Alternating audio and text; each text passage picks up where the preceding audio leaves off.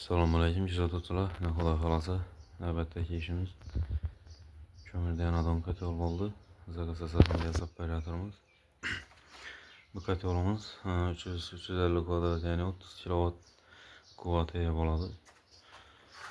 Bu da kalasa nişankı bilekleri ötkəndən keyin bir toluk abzor gözetip verəmizək. Kimi işinin de ekonomik katyolla gerekiyorsa orada tutarsa Liboy yakılı dayan adam katyorlarını zötüp taklat verəmiz. Nişan börekleri roverimizden bir durdu. Taş kısmı bağlı katyolumuzda.